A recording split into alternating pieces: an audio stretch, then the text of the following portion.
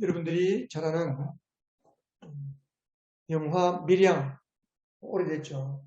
영화 밀양 영화 보신 분도 계실 것이고 이야기를 들어서 아시는 분도 있을 것입니다. 신혜라는 여인이 자기 아들을 유괴해서 살인한 그 유괴범, 살인범을 이제 신혜라는 사람이 이제 너무 힘들어서 교회를 가서 말씀을 듣고 은혜를 받았어요. 은혜를 받고 보니까 나도 저 살인범을 용서해야 되겠구나. 그런 용기가 생겼어요. 그래서 교도소를 찾아가서 내가 하나님께 은혜를 받고 당신을 용서하기 위해서 왔다.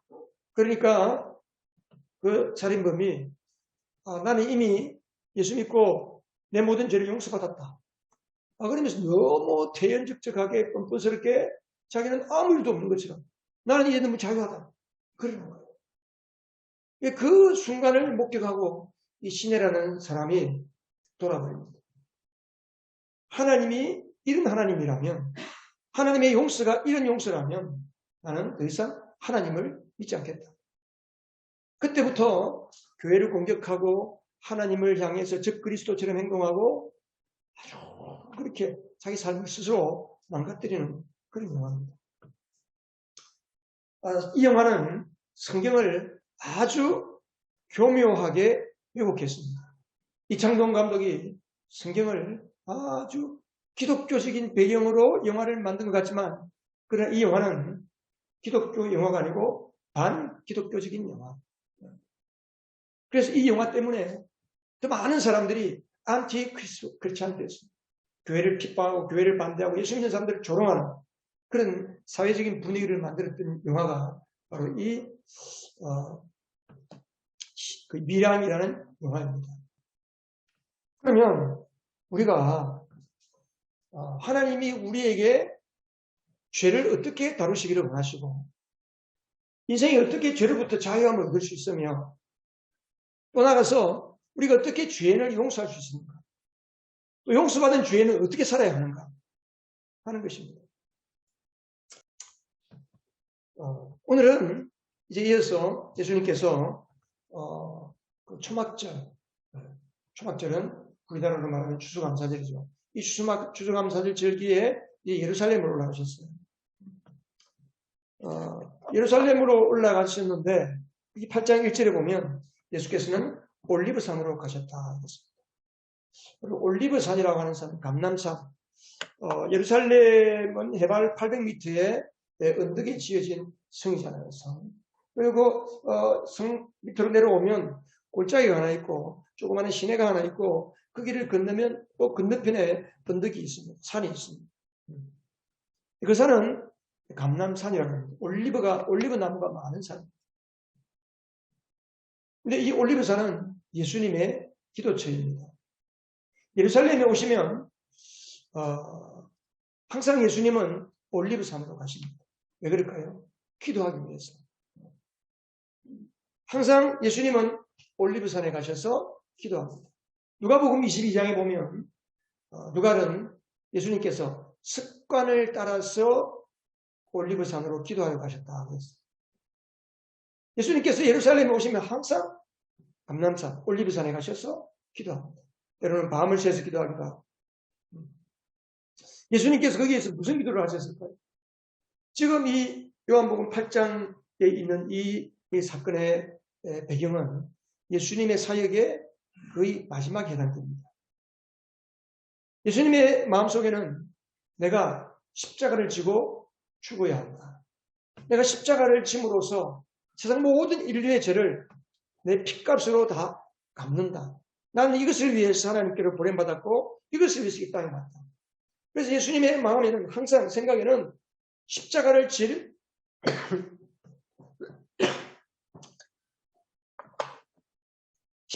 마음으로 생각이 꽉 차 있습니다.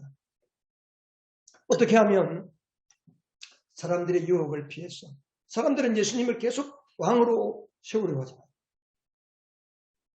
끝까지 흔들림이 없이 아버지가 하시는 것을 잘 따라가면서 끝까지 사명을 감당하고 십자가를 질 수 있을까? 십자가만 지는 게 아니라 십자가 죽음 이후에 부활의 영광을 바라보면서 그것을 위해서 아마 예수님은 기도했을 것입니다. 또 예수님이 뭘 기도했을까요? 예수님은 예수님의 사역을 대신 이어받아서 교회로 세워져야 하는 제자들을 위해서 기도했을 거예요. 아직 준비되지 못한 제자들. 그러나 성령 받고 온전케 될 제자들. 그 제자들을 위해서 예수님은 기도했을 것입니다. 뿐만 아니라 율법에 매여서 율법주의의 종으로 살아가는 그 종교 지도자들과 그 종교 지도자들의 휘두르는 그 율법의 정치로 인해서 속박당해 있는 무지한 백성들을 위해서 예수님이 기도했을 겁니다. 이렇게 감람산은 예수님께서 기도하는 늘 기도처였습니다. 여러분, 교회는 기도하는 곳이다. 주님께서도 내 집은 기도하는 집이다 그랬습니다. 교회는 늘 기도하는 사람으로 들락거려야 됩니다. 주일날 난 11시에서 몇 시간만 사람들이 박작거리고 일주일 내내 조용한 건물. 그건 교회당 건물이 아닙니다. 그러면 비싼 돈을 들여서 교회를 지을 필요가 없습니다. 우리가 모일 수 있도록 편리하게 모일 수 있는 장소를 정하고 건물을 짓고 비싼 돈을 들여서 교회당을 건축하는 이유가 무엇입니까? 늘 기도하는 거죠. 새벽에도 나와서 기도하고 밤에도 나와서 기도하고 낮에도 시간 틈틈이 나와서 기도하는 거죠. 여러분, 신앙생활의 가장 좋은 습관은 항상 내가 기도하는 자리가 있고 내 기도하는 자리에서 항상 기도하는 그 습관. 이것이 가장 최고의 습관입니다. 여러분들이 어떤 은혜를 받고 어떤 기도원에 가서 큰 은혜를 받는다 해도 평상시에 기도하는 습관이 없는 사람은 작심삼일이에요. 우리가 부흥회를 하지만 부흥회 때문에 잠깐 받으면 뭐 하겠습니까? 이어져야 돼요. 이어져야 돼요. 여러분, 우리 예언교회 성도 여러분, 금년 하반기를 통해서 우리가 늘 시도 때도 없이 늘 교회당을 출입하면서 기도하는 기도의 습관들이 길들여지기를 바랍니다. 그리고 날이 밝자 2절에 보면 이른 아침에 예수께서 다시 성전으로 가셨습니다. 성전에서 예수님은 모여든 많은 백성들, 사람들이 예수님께로 몰려오니까 그 사람들을 가르치는 거예요. 예수님의 가르치는 것은 율법학자들이나 바리새인들의 가르침과는 전혀 달랐어요. 그래서 사람들이 그들에게는 몰려가지 않지만 예수님만 오면 예수님에게로 막 몰려오는 거예요. 사람들이. 몰려오는 거예요.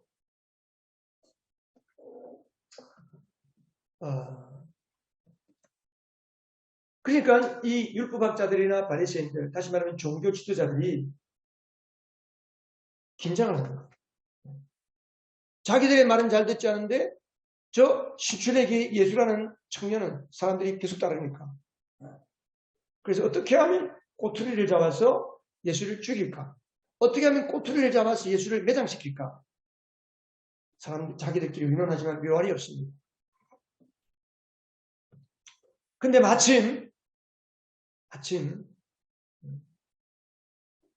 가늠하던 현장에서 잡혀온 여인을 그 율법학자들과 바리새인들이 데리고 예수님 앞에 와서 세워놨습니다. 그들은 지금이야말로 예수를 완전히 궁지에 몰아넣을 수 있는 절호의 기회다. 그렇게 생각했습니다. 왜냐하면 율법에 레위기서라든지 신명기에서 보면 레위기서 20장 10절에 보면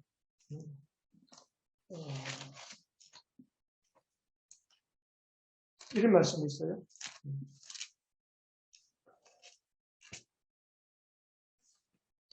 남자가 다른 남자의 아내, 곧 자기의 이웃집 아내와 간통하면 가늠한 두 남녀는 반드시 함께 사형에 처해야 한다. 그러니까 지금도 중동 지방에 가면 예를 들어 물건을 훔치다가 잡혔다 그러면요 손을 팔목을 잘라버려요. 지금도 중범죄를 지으면 그들이 광장에 모여서 사람들이 돌을 던져서 사람들을 죽입니다. 지금 이때 당시 예수님 당시에도 마찬가지. 그래서 그 여인을 돌로 쳐서 죽여야 한다는 거예요. 자기들끼리 의논하는 거예요. 자, 어떻게 하면 좋겠어? 기가 막힌 기회인데. 자, 그러니 우리가 이 여인을 데리고 예수 앞으로 끌고 와서 저 예수를 시험합시다. 예수가 저 여인을 돌로 쳐 죽이라 그러면 예수가 평상시에 가르치는 사랑이라고 하는, 서로 사랑하라고 하는, 원수까지 사랑하라고 예수는 가르쳤는데 그 말이 빈말이 될 것이고, 또 저 여인을 원수까지 사랑하는 그 사랑 때문에 용서하라 그러면 하나님의 율법을 정면으로 어기는 것이다. 그러니까 이러지도 못하고 저러지도 못하고 완전히 외통수에, 소위 말해 외통수에 걸린 거다. 그러면서 그들이 좋아했습니다. 그러면서 그 여인을 데리고 와서 선생님, 모세는 레위기서 20장 10절, 신명기서 20장에 가늠하다가 잡힌 남녀는 돌로 쳐서 죽이라고 했습니다. 선생님은 이 여인을 어떻게 하시겠습니까? 거기 보면 6절에 보면 그들이 이렇게 말한 것은 예수를 시험하여 고발할 구실을 찾으려는 속셈이었다. 그러나 예수는 몸을 굽혀서 손가락으로 땅에 무엇인가를 쓰셨다. 예수님께서 그 말씀을 듣고 난 뒤에 아무 말씀도 하지 않고 허리를 숙이더니 땅에다가 무언가를 쓰기 시작했습니다. 어떤 내용이었을까? 성경은 그것이 무슨 내용인지를 밝히지 않습니다. 저는 생각하면서 그랬어요. 혹시 나라면 이렇게 썼겠다 싶어요. 그 남자는 왜 버려두고 여자만 데리고 왔냐? 그럴 것 같아요. 어쨌든 예수님께서 글을 쓰고 있는데 그래도 그들은 아랑곳하지 않고 계속해서 예수님을 다그치듯이 어떻게 할 거냐고 쪼아대는 거예요. 그때 예수님께서 허리를 들고 일어서더니 쭉 둘러보더니 너희 중에서 죄가 없는 사람이 먼저 이 여자를 돌로 던져라. 죄 없는 사람이 먼저 이 여자에게 돌을 던져라. 그리고는 다시 몸을 굽혀서 쓰기 시작합니다. 무언가를 쓰기 시작합니다. 뭘 썼겠습니까? 그리고 사람들이 돌을 들은 손들을 내려놓고 나이 많은 사람으로부터 시작해서 하나씩 돌아갔다고 했어요. 무슨 글을 썼을까? 사실 그게 중요한 게 아니기 때문에 성경에서 기록하고 있지 않습니다만 저는 생각에 내 혼자서 말씀 묵상하면서 예수님께서 쓴 글씨는 바로 마태복음에 있는 말씀이 아닐까. 너희 중에 여자를 보면서 음욕을 품는 자가 없느냐? 그 사람도 이미 가늠했다. 마태복음 산상수훈에 보면 예수님께서 마태복음 5장 27절에 가늠하지 말으라고 한 말을 너희는 들었다. 그러나 나는 너희에게 말한다. 여자를 보고 음욕을 품는 사람은 이미 마음으로 그 여자를 범했다. 이 말씀을 들은 사람들은 나이가 많은 사람부터 시작해서 하나씩 떠나기 시작했습니다. 마침내 예수님과 여인만 남았습니다. 여자는 고개를 들지 못하고 계속해서 있다가 예수님께서 여자야, 한 사람도 없느냐? 물으니까 그때서 여자가 고개를 들고 주변을 살피더니 네, 주님 한 사람도 없네요. 주님께서 뭐라고 그럽니까? 나도 너를 정죄하지 않는다. 이제부터는 다시는 더 죄를 짓지 말아라. 그 여인은 예수님의 말씀이 너무 고맙고 감격스러웠을 겁니다. 나도 너를 죄 있다라고 죄를 선고하지 않겠다. 이제부터는 다시는 죄를 짓지 말아라 하는 예수님의 말씀은 평소 율법학자들과 자기를 가르치는 랍비들의 교훈과는 전혀 다른 말씀이기 때문에 그렇습니다.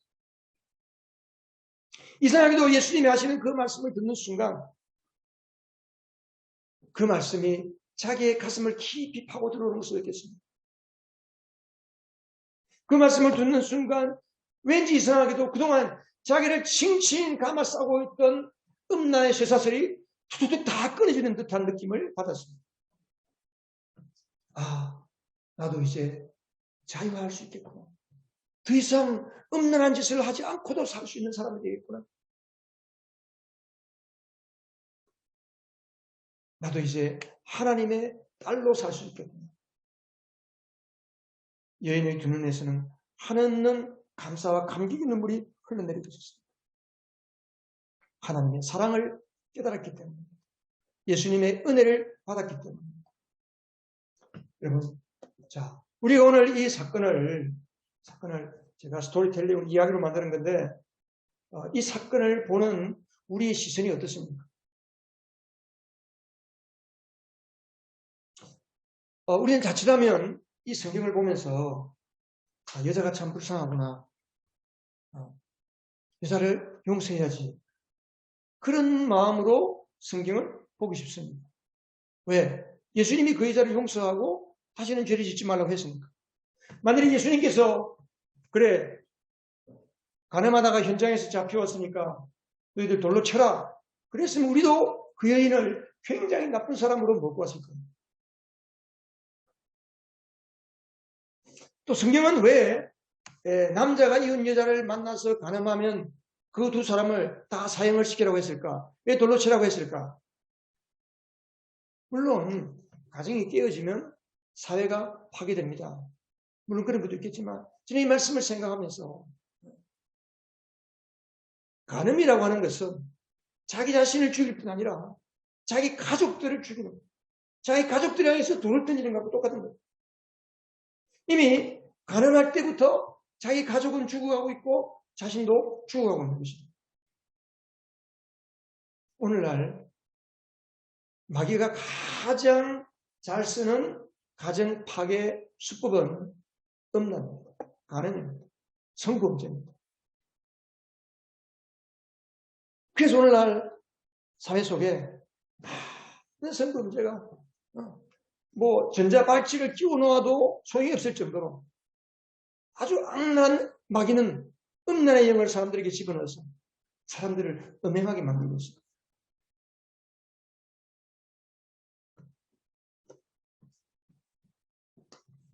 우리가 오늘 생각해야 될 게 뭡니까? 그것은 세 가지입니다. 세 가지. 첫 번째는 돌을 들어서 저 여인을 쳐서 죽이라고 그렇게 방방 뛰던 사람들은 왜 갑자기 다 한 사람씩 나이 많은 사람으로부터 시작해서 다 돌아갔을까? 젊은 사람으로부터 돌아간 게 아니고 나이 많은 사람부터 돌아갔을까? 왜 그랬을까? 두 번째는 왜 예수님은 간음죄를 저지른 그 여인을 향해서 정죄하지 않겠다. 나도 너를 정죄하지 않겠다고 했는지. 정죄가 뭡니까? 정죄는 죄 있다고 선언하는 겁니다. 너는 죄인이야 라고 선고를 내리는 겁니다. 심판하는 것입니다. 세 번째는 그 여인이 예수님의 말을 들었다고 해서 진짜 죄를 더 이상 짓지 않을까? 그 여인에게 다시는 죄를 짓지 않을 만한 능력이 있었기 때문에 주님이 다시는 죄를 짓지 말라고 했을까? 예수님께서 왜 죄 지을 가능성이 훨씬 더 높은 그 여인을 향해서 다시는 죄를 짓지 말라고 했을까? 우리가 이 세 가지가 확실하지 않으면 신앙생활에 있어서 중요한 율법과 복음, 사람이 말씀을 지켜서 구원을 받고 하나님의 말씀을 잘 따라서 내가 의로워지고 깨끗해진다라고 생각하는 것이 율법주의입니다. 이것은 신앙의 적입니다. 하나님의 말씀은 선하지만, 하나님의 율법은 선하지만 내가 율법을 잘 지켜야지만이 하나님 앞에 구원받고 의로워지고 깨끗한 삶을 살 수 있다. 이것은 신앙의 적입니다. 거짓 신앙입니다. 율법과 복음의 문제입니다. 자, 첫 번째, 그 여인을 향해서 돌을 던져야 한다고 두 눈을 부릅뜨고 방방 날뛰면서 율법을 들이대던 그 율법학자들과 바리새인들이 왜 나이 든 사람으로부터 하나씩 다 가버렸을까요? 여러분 어떻게 생각하세요? 분명히 율법대로라면 그 여인은 돌에 맞아야 합니다. 그런데 지금 율법을 적용하는 서기관과 바리새인들을 잘 보십시오. 그들은 가늠하던 남자들은 어디로 갔는지 그냥 들여두고 여자만 데리고 왔습니다. 이게 얼마나 부당한 것입니까? 그죠? 그들은 지금 예수님 앞에 여인을 세워놓은 것은 여인을 법대로 처리하는 게 목적이 아니고 예수님을 시험해서 예수님을 곤경에 빠뜨리기 위해서 그런 짓을 하는 겁니다.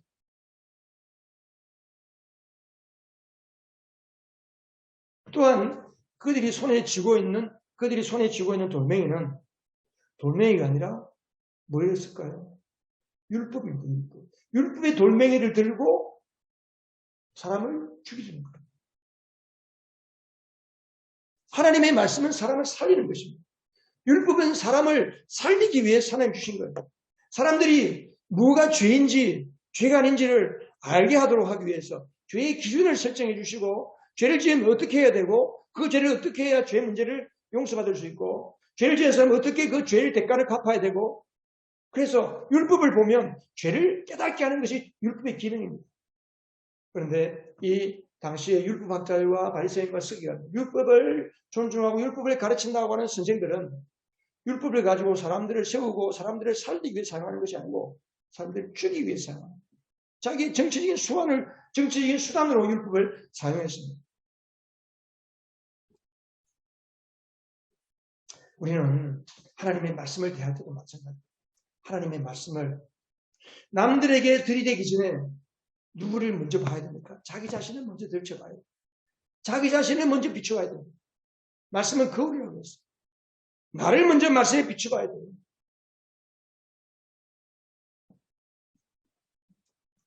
하나님 율법을 왜 주셨을까요?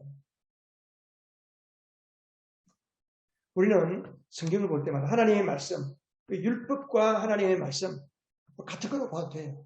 특별히 이제 이들이 말하는 율법은 모세오경, 창세기, 출애굽기, 레위기, 민수기, 신명기, 모세오경. 이 모세오경이라고 하는 율법의 책을 말하는 것인데 전체적으로 보면 성경 말씀이라고 해도 뭐 큰 무리는 없습니다. 그러면 성경을 왜 주셨을까요? 성경 주신 목적이 무엇입니까? 성경에 보면 그렇습니다. 요한복음 5장 39절에 보면 너희가 성경을 연구하는 것은 영원한 생명이 그 안에 있다고 생각하기 때문이다. 성경은 나에게 대하여 증언하고 있다. 그런데 너희는 생명을 얻으려고 나에게 오려고 하지 않는다. 다시 말하면 율법, 성경, 예수님 당시의 성경은 구약 성경입니다. 율법, 모세오경의 율법서와 함께 시편과 예언서들입니다. 이 성경을 연구하고 성경을 가르치는 그 랍비, 선생들, 율법학자들이 너희들이 늘 성경을 연구하지만 성경은 나에게 대하여, 예수님에 대하여 말하고 있는 것이다. 그런데 너희는 성경을 연구하면서 나에게는 정작 오래 가지 않는구나. 그런 거예요. 이건 우리하고도 비슷해요. 우리 신앙생활을 우리가 하나님을 찾고 예수님을 믿는다고 하면서 하지만 또 성경을 읽지만 성경에서 말하는 예수님께는 가지 않는 거예요. 성경 말씀을 가지고 나의 유익을 위해 사용합니다. 성경을 나에게 비추어보고 나 자신을 들여다보고 성경 말씀이 하나님이 나에게 하시는 말씀으로 받아들여야 되는데 그 말씀을 가지고 다른 사람들을 판단하고 정죄하고 그런 도구, 성경 지식을 많이 하는 데 자랑하고 아무 소용이 없다는 거죠. 그래서 우리는 성경을 볼 때마다 무엇을 봐야 되느냐? 성경 말씀 안에는 하나님의 마음, 하나님의 마음을 볼 수 있는 사람이 성경을 보는 사람입니다. 우리가 성경을 읽고 성경을 쓰기도 하고 성경을 묵상하기도 하는데 그냥 하는 건가요? 아닙니다. 하나님의 마음을 아는 겁니다. 하나님의 마음. 오늘 예수님께서는 그 상황 속에서 어떤 마음으로 그 율법학자들을 쳐다보고 있고 어떤 마음으로 그 여인을 바라보고 있고 어떤 마음으로 그들을 대하고 있는지 어떤 마음으로 그 사건을 해결하시려고 하는지 우리가 하나님의 마음을 품는 사람이 진정으로 성숙한 사람입니다. 하나님의 마음을 품는 사람이 신앙의 행복을 하는 사람입니다. 여러분, 하나님의 마음을 품는 믿음의 사람, 말씀을 통해 하나님의 마음을 깨닫는 여러분 되기를 바랍니다. 하나님은 드러나는 죄만 죄라고 하지 않습니다. 하나님은 숨겨진 죄악을 보시는 하나님이십니다. 나는 사람을 외모로 보지 않는다. 나는 사람의 중심을 보신다 그랬습니다.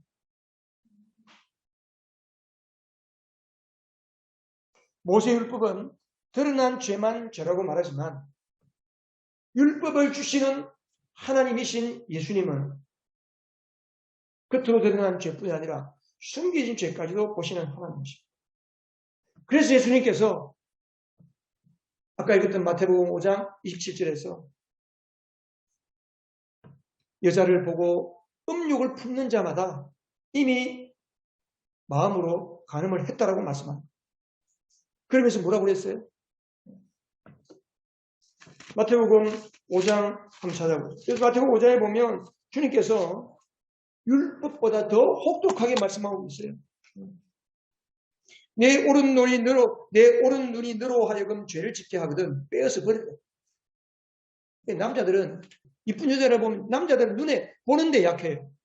그러니까 오른 눈이 너로 여자를 보면서 음란한 생각을 하고 음욕을 품게 되면 그걸로 인하여 죄를 짓느니 차라리 눈을 뽑아버려. 또 네 손이 범죄하면 네 손을 찍어내버려. 여러분, 눈이 죄를 짓게 한다고 눈을 뽑아버리고 손이 죄를 짓게 한다고 손을 잘라버리면 이 세상에 온전한 사람이 있겠습니까? 여러분, 제가 물어볼게요. 여러분, 눈이 범죄하는 거예요? 뭐 때문에 범죄하는 거예요? 눈 때문에 범죄했습니까? 왜 범죄할까요? 마음이 범죄, 마음이. 자기 마음이 죄를 지을 마음으로 가기 때문에 죄를 짓는 거예요. 범죄하는 거예요. 그리고 마음을 고치지 않고는 해결이 안 되는 거예요. 우리의 마음을 어떻게 고치겠습니까? 누가 우리의 마음을 고칠 수 있습니까? 우리의 완악한 마음, 죄짓기를 원하는 마음, 여러분, 죄라고 하는 것은요, 아주 달콤한 거예요, 사실은. 사람들이 죄를 끊지 못하는 거예요. 숨어서 짓는 죄가 더 달콤한 게 있어요. 죄를 짓는 마음이 중요해요, 죄를 짓는 마음. 그래서 성경에 보면, 구약 성경에 보면, 성령이 임하시면 성령께서 우리 안에 오셔서 우리의 굳은 마음, 완악한 마음을 제하여버리고 부드러운 마음, 새 마음을 주신다는 거예요.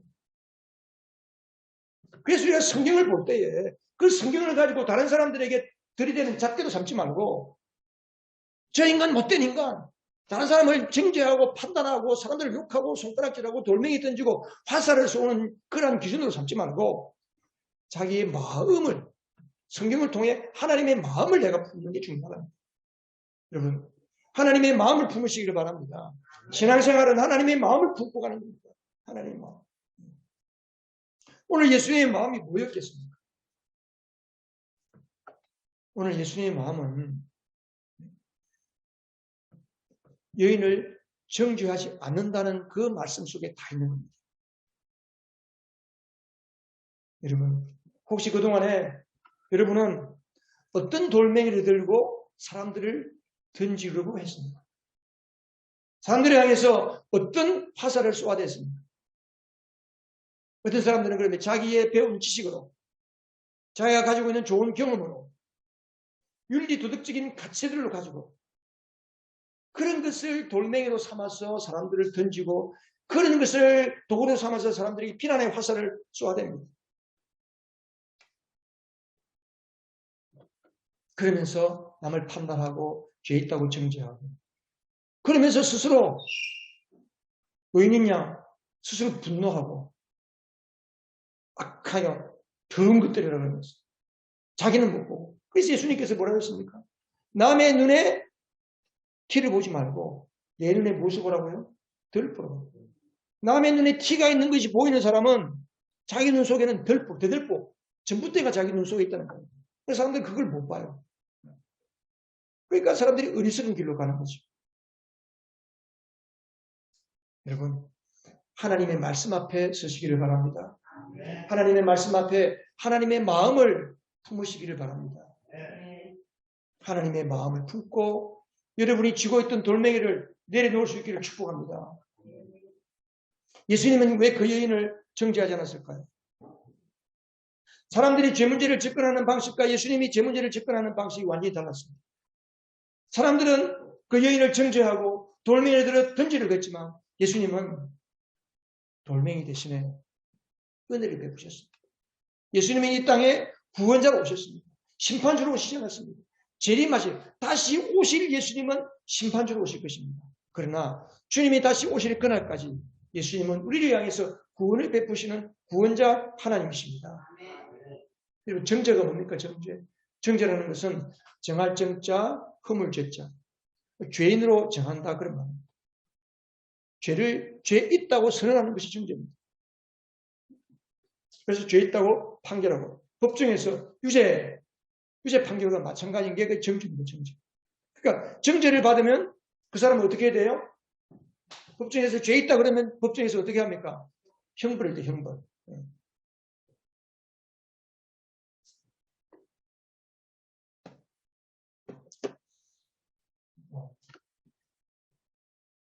그렇다면 죄값을 치러야 되잖아요. 정죄를 받으면 죄값을 치르는 거예요. 왜 예수님이 정죄하지 않는다고 그랬을까? 여러분, 왜 그럴까요? 우리가 치러야 할 죄값을 예수님이 치러주시기 때문에 내가 죽어도 갚을 수 없는 그 엄청난 죄. 사람이 자기의 죄값을 갚으려면 죽어야 돼요. 근데 내가 죽으면 끝이야. 그래서 예수님께서 이 땅에 오셔서 내가 죽어야 할 그 자리에 예수님이 십자가에 죽으시고 예수님이 내가 치러야 할 죄값을 예수님의 그 죄 없는 보혈의 피를 흘려서 나의 죄값을 갚아주신 것입니다. 예수님은 그렇기 때문에 나는 너를 위해서 피 흘려 죽을 구원자다. 내가 너를 대신해서 십자가에 죽기 때문에 나는 너를 정죄하지 않는다. 주님이 그렇게 말씀하신 것입니다. 예수님은 우리를 고소하기 위해서 오시지 않았습니다. 죄인을 구원하시고 죄인을 변호하시기 위해서 오셨습니다.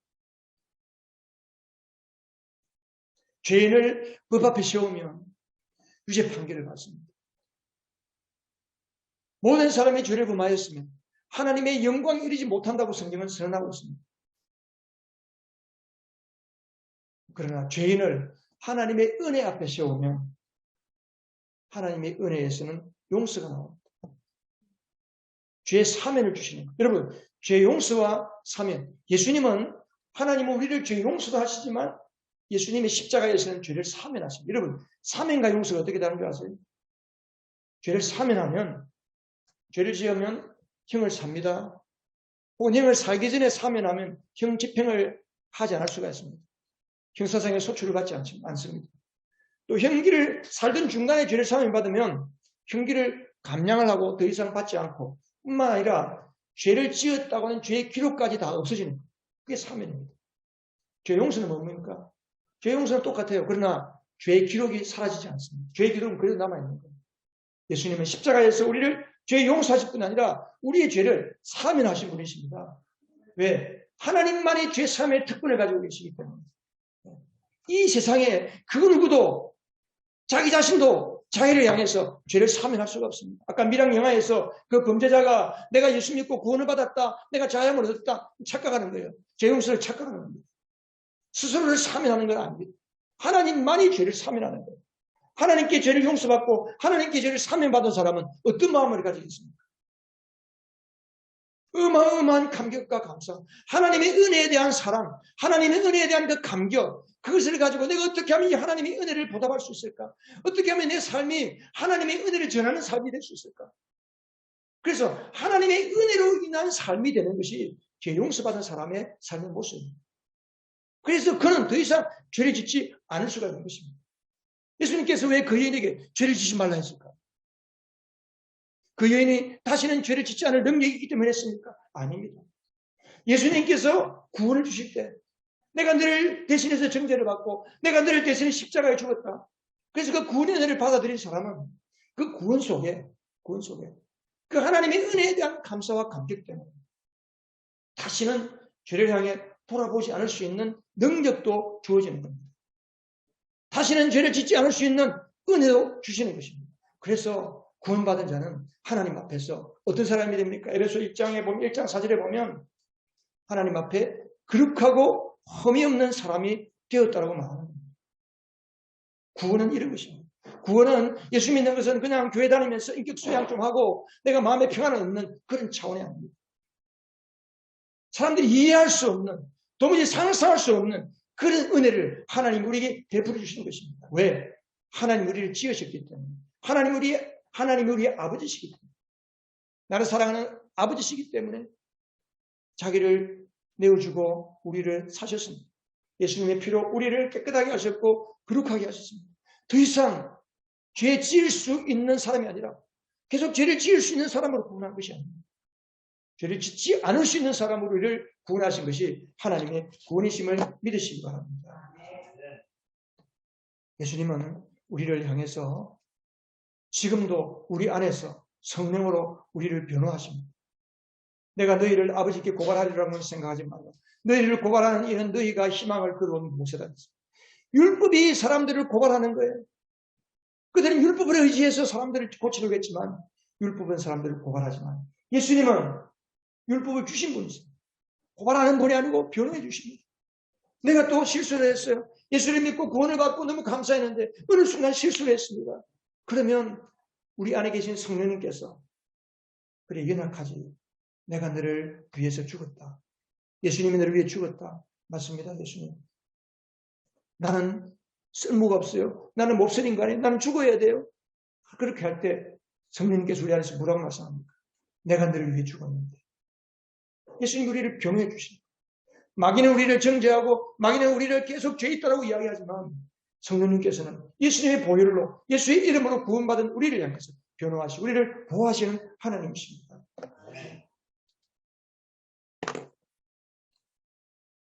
그래서 예수님께서 더 이상 죄를 짓지 말라고 합니다. 그 유인에게 죄 짓지 않을 능력이 있어가 아니고 그 죄를 짓지 않을 수 있는 능력이신 예수님이 그에게 함께 하십니다.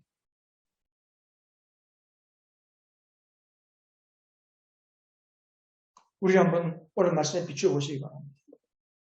여러분 정말 우리는 율법 앞에 죽지 않을 만큼 어려운 자인지 남에게 돌을 던질 만큼 깨끗한 자인지 대신에 나는 예수 안에서 구원받아 흠이 없고 거룩한 하나님의 아들이 되었다고 하는 이 믿음을 내가 가지고 있는지 나의 실수를 끄집어내어서 나의 허물을 끄집어내어서 판단하고 악한 모습을 들추어내서 화살을 쏘고 돌을 던진다면 여러분의 마음이 어떻겠습니까? 반대로 누군가를 향해서 여러분이 화살을 쏘고 돌을 던질 때 여러분의 가족을 향해 여러분의 가족이 여러분을 향해 돌을 던지고 화살을 쏠 때 여러분의 마음은 어떻습니까? 여러분 교회는 영적 가족 공동체입니다. 사람들이 왜 교회 와서 자기 이야기를 하지 않습니까? 왜 자기의 수치스러운 이야기, 자기의 고민거리를 이야기하지 않습니까? 고민거리를 이야기하면 다른 사람들이 쏠 화살이 들어왔어. 돌멩이질 할 것이 두려워서 말을 하지 않는 거예요. 그러니까 오늘날 교회 모습을 엄청나게 많이 상실하고 있는 거예요. 그래서 우리 교회는 참 감사한 것이 우리는 자기 연약함을 고백하고 서로 위에서 기도해주고 이런 것이 많아야 진짜 교회. 나의 수치스러운 것까지도 드러내놓고 나를 위해서 기도해 주세요. 내가 이렇게 연약합니다. 그게 교회예요. 그게 교회. 그게 가족이잖아요. 가족. 참된 가정은 서로의 고민과 고통을 드러내놓고 위에서 기도해주고 함께 세워주고 함께 치유하는 것이 진정한 가족인 거죠. 교회도 마찬가지입니다. 그래서 우리가 예수 앞에 서야 돼요. 예수 앞에. 내 삶의 문제는 내가 지혜롭고 내가 능력 있고 내가 수단 방법이 많고 내가 돈으로 권력으로 지혜로 해결할 수 있는 것이 우리의 인생이 아니에요. 우리의 인생은 그렇게 만만한 것이 아닙니다. 우리의 인생의 해결은 어디에 있습니까? 예수 앞에 설 때예요. 이 여인이 복된 이유가 무엇입니까? 그 사람들이 이 여인을 예수 앞에 끌고 왔다는 것이죠. 우리가 어떻게 억지로 예수님 앞에 나오든지 자원해서 예수 앞으로 나오든지 예수 앞에 나오는 자가 복이 있습니다. 예수님 앞에 설 때에 예수님의 구원의 은혜를 경험하고 하나님의 사랑을 받을 수 있습니다. 여러분, 죽음이 사람의 노력으로 안 되듯이 죄 문제는 우리의 인간의 지혜와 노력으로 될 수가 없습니다. 오직 하나님의 은혜 안에 들어갈 때 구원의 은혜 안에서만 죄 문제가 해결됩니다. 여러분, 하나님 앞에 이 구원의 은혜를 받고 하나님의 사랑과 은혜 안에서 풍성한 삶을 사는 복된 여러분 되시기를 주님의 이름으로 축복합니다. 우리 기도하겠습니다.